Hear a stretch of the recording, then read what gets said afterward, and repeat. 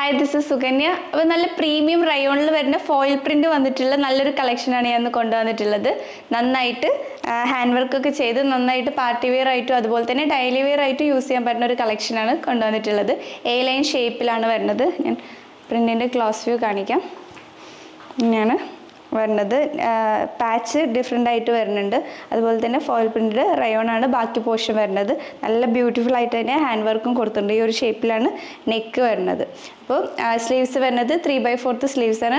Complete ആയിട്ട് lining കൊടുത്തിട്ടുണ്ട്. സ്ലീവ്സിന് lining provide ചെയ്തില്ല.